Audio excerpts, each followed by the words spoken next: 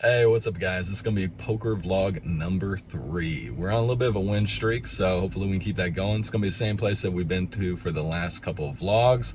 It's the main game I play. A whole bunch of my buddies are there, so I do enjoy it. But anyways, I'll see you guys on the felt, and hopefully we have a win. Alright guys, so we're going to start off this session looking down at a PLO hand. We have the ace-5, 3-3 with the suited ace-3 of clubs. So all in all, not a great hand, not a horrible hand. We got a little wheel wrap and we have a suited ace. So we're definitely going to see a flop with this one. The only question is, how much is it going to cost us to see that flop? Also guys, I'd like to say thanks for all the love and support on the channel. If you're not already, please do me a favor and make sure you like the video and hit subscribe, because it actually helps out the videos a lot more than you would think. So I appreciate that. With all that being said, we go 4 ways to a flop. Jack, queen, 6, 2 clubs out there. So we flop the nut flush draw. We're going to check it because there's no need to bet. If we get raised, we're just bloating up the pot more than we need to.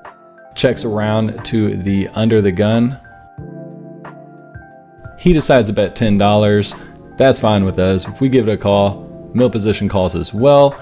And I believe that the big blind's going to fold here, and then the under gun calls. So we're going 4 ways to a turn.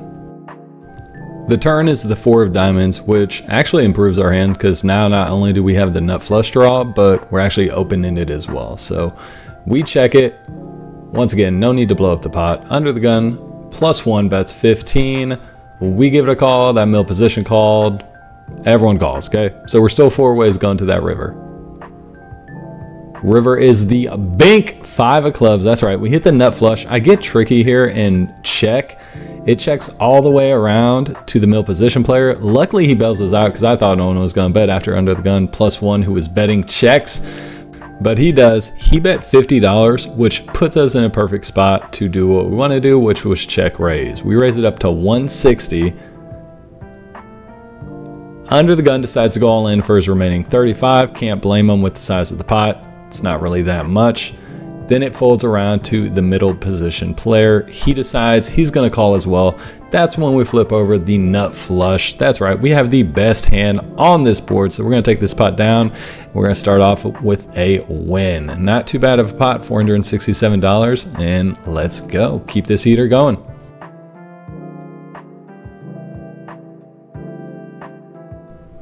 Alright guys, so this is the next hand. We look down and we see queen 7 of diamonds from the small blind. The undergun calls, middle position calls. It comes back around to me. I decide to finish it up, call for $2, and the big blind decides he's going to check.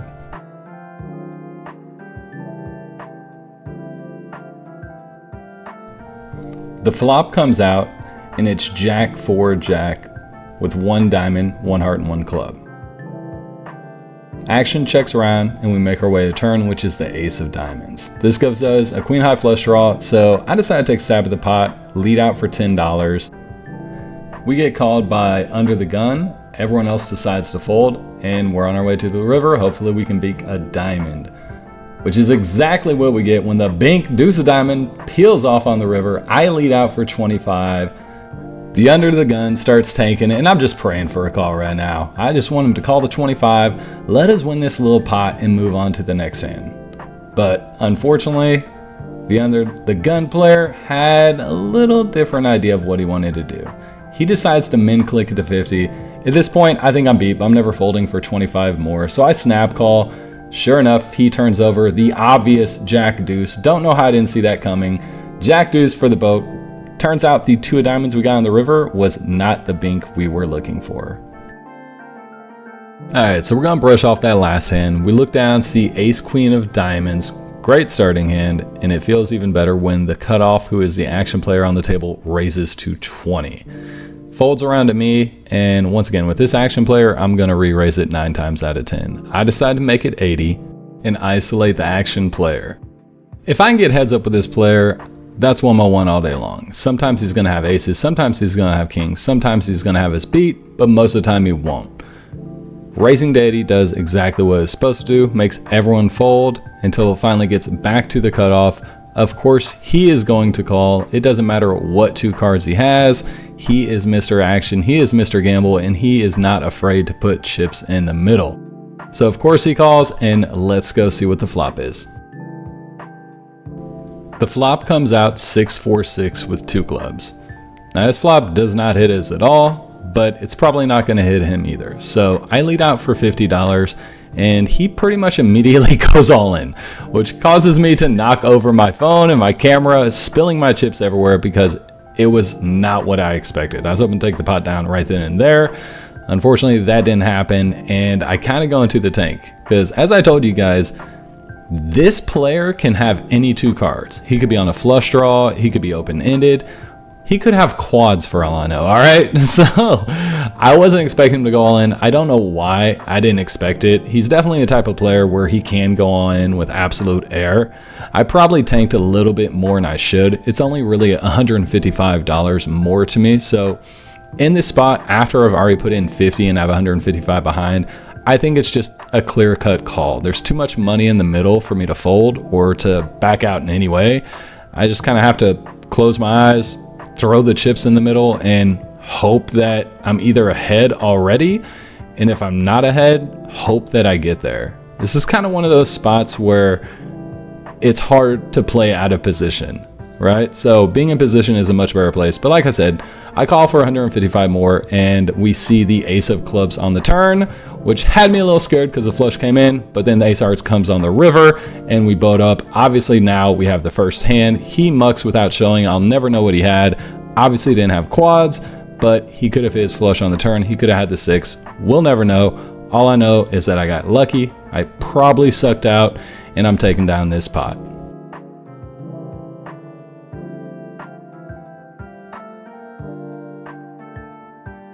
This next hand's going to start off with a $6 button straddle. The small blind decides to call, big blind decides to call, and I throw another $5 with ace-jack offsuit for a call as well. It's good to limp with some better hands from time to time. That way you're protecting your range. People won't always know if you're limping, if you're weak, or if you're strong. So it's just good to mix it up in poker every now and then. Also, with this, if you're watching the screen, I had seen one of the player's cards. I think it was a 10 of clubs. I let the dealer know that I saw it. He showed it to everyone, so we're all on the same page. Anyways, the button decides he's going to raise up to 35. I look back down at my cards. Another reason why you don't always want to raise your cards, because small blind calls, and this way I can make a call. That way I'm not raising and then getting re-raised and having to fold ace-jack offsuit. At least now I can see a flop.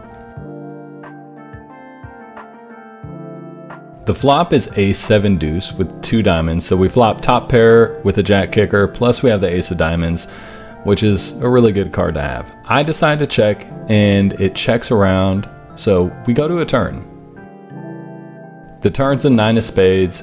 Shouldn't change anything on this board, so when the small blind decides to go all in for his remaining $88, it kind of throws me off. I don't know if he checked an ace on the flop like me, or if he hit his 9 and thinks that his 9's good. But for $88, I have ace jack, top pair, decent kicker. I don't really feel like I can fold. So I suck it up, make the call, and action gets back to the button. He actually takes a lot longer to act than I thought he would. After the small blind goes all in and I make the call, I think it's pretty much, if you don't have an ace, just muck your hand. But after thinking for a bit, he does decide that he wants to fold, so he returns his cards to the dealer and we go on to a river. At this point, I'm pretty confident I have the best hand, but I also don't know what my opponent has either. So I'm in one of those weird spots. So when the river comes to the 6 of clubs, I feel like it's a blank and my ace-jack should be good the majority of the time. This was not one of those times. He flips over pocket 6s to river a set and takes down the pot. What? What the fuck? Don't play poker, kids. Alright, so we sucked out a couple hands ago, and then we got sucked out on the river with those 6s. Now we're looking down to ace queen offsuit. The middle position decides he's going to make it $10. Middle position plus 1 gives it a call, and I think it's time to raise it up. I decide to make it 70, and gets back around to middle position player after everyone folds. Once again, he's the action player, guys. He's calling, he's not going anywhere. So after he makes the call, we're waiting on middle position player plus 1 to decide what he's going to do. And once again, guys, it's a 1-2 game. So raising to 60 and 1-2 is kind of a big deal, except for in Texas. because he decides he makes the call, and now we're going to flop 3 ways. The flop comes out and it's Queen 7-5 rainbow. So we flop top, which is pretty much ideal and exactly where we want to be. Middle position player decides that he's going to check his cards one more time before proceeding to check. The other opponent in the hand, however, has different ideas. He decides he's going to lead out for $50.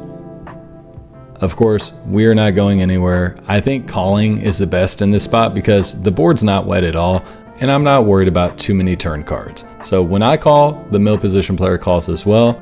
Turn comes and it's the Jack of Spades. The middle position player decides he wants to check, and honestly, this turn card, in my opinion, is a blank and hitting no one, because when middle position +1 checks as well, I feel anybody with 2 pair or better would have bet by now. So I think I have a clear all-in for my remaining $240. And when we fade the snap call, I'm feeling pretty good. Now, granted, this is just middle position. We still have another player to go. But all in all, I think that we're going to have the best hand. Middle position does finally decide to fold, and that's on to the final opponent. This is the one I'm actually more worried about than I was middle position. That being said, we still didn't get snap called, so I'm 99% sure we have the best hand, and at this point, I'm praying for a call. He does think about it for quite a while, and unfortunately, he finally lands on a fold. So we don't get called, but we do take down a $570 pot, and that will help us moving forward.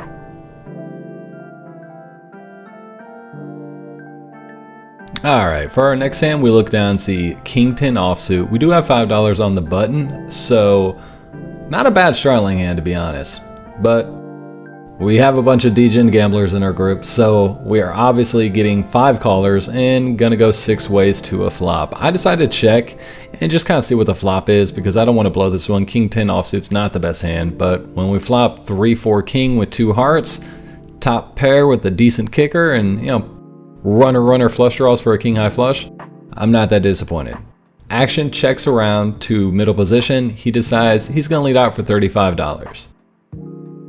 The cutoff thinks about it for a few seconds and decides that his cards are good enough. He's going to make this call and try and see a turn. I'm immediately calling because I'm never folding King 10 offsuit in this spot. I flop top pair. They could be on flush draws. They could have a weaker pair, all kind of things. I think I'm ahead of the cutoff. I'm not really sure of middle position yet, but once again, I'm not going to fold top pair when I just check the straddle to 1 bet. Everyone else does fold, and we make our way to the turn.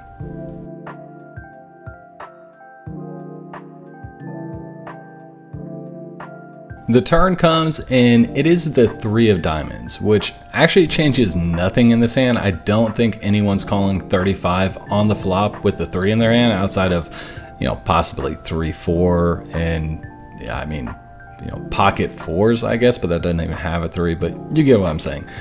Nothing really calls with a 3. So when the middle position bets for $10 and the call thinks about it for a second, I already know I'm calling. I'm never folding for 10. I think raising's fine here, but I decided not to because I didn't want to overplay my hand, just in case some funky 3's out there.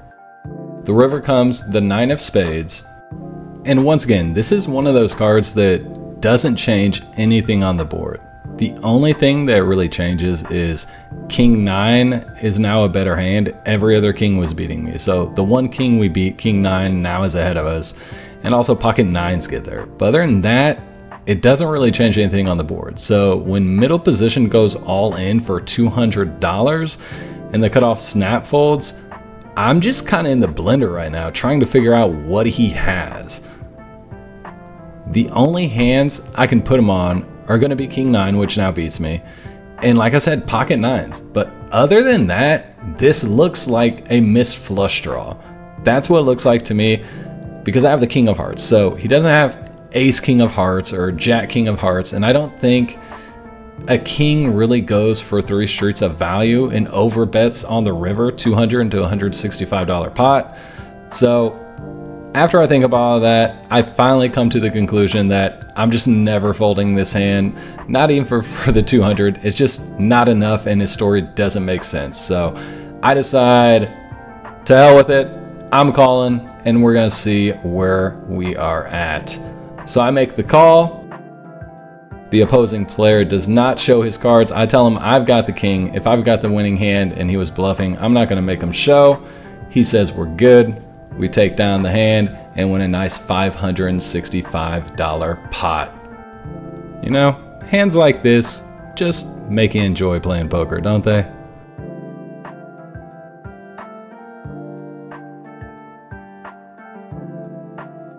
So for this next hand, we straddled $5 on the button again and got upgraded from King 10 offsuit all the way up to the second best hand in poker, Pocket Kings. Action folds around to the middle position player and he raises it up to 25. Now, this is one of the best feelings, to look at Pocket Kings on your button straddle and have someone raise it up to 25. We think about it for a second before we decide we're gonna re-raise this to $75.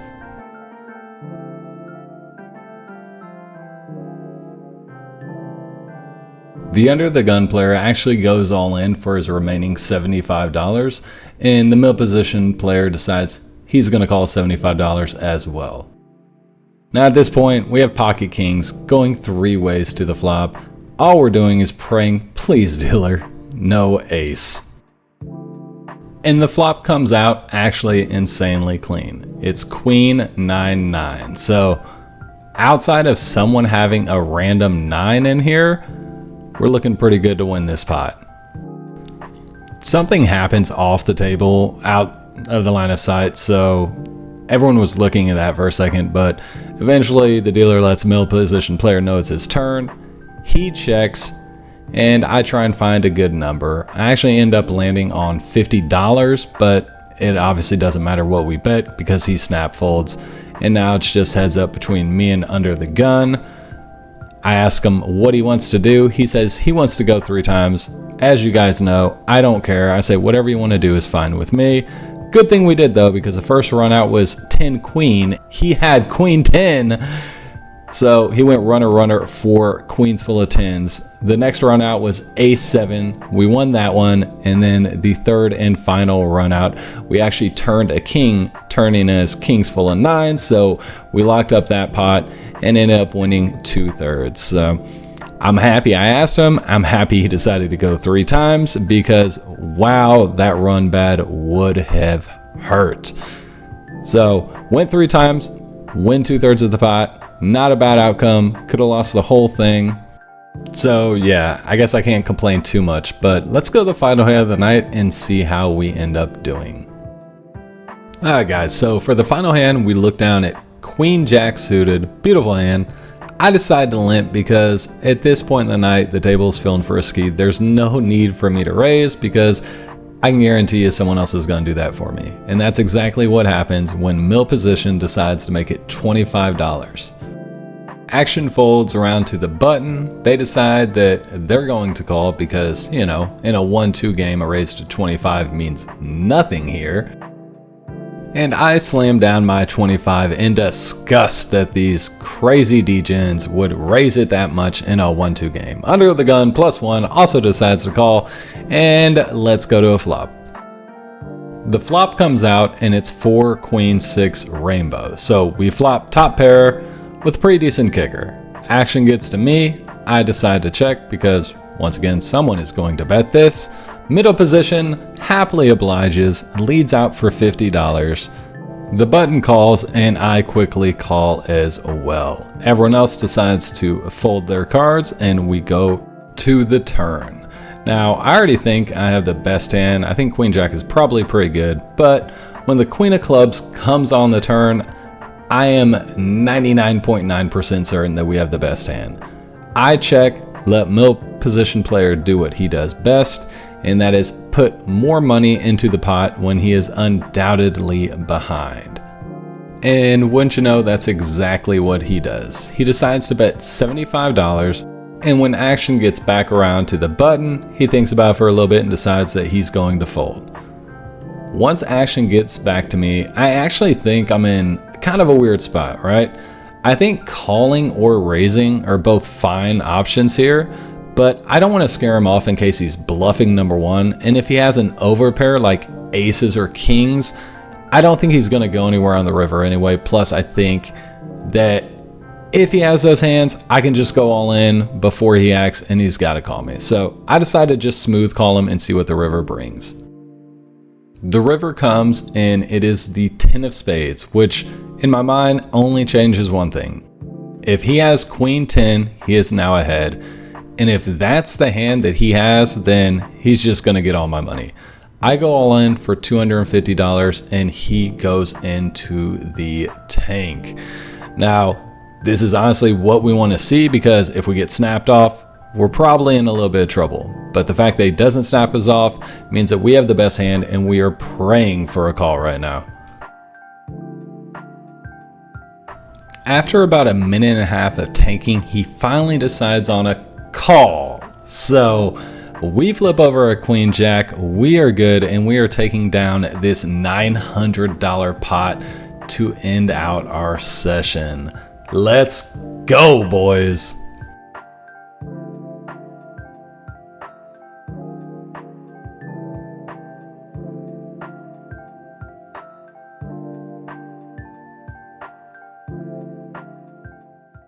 All right, guys, so we ended up with another win. That's 3 wins in a row, and we actually ended up making $300. So I'm happy with that. That's another one. I think for the past 3 games, we're up like 1,300. So everything heading in the right direction. Hopefully we can keep this up. And if you guys like the videos, make sure to like and subscribe. It helps out the algorithm and the channel a ton. So I appreciate you guys watching. I'll see you on the next one.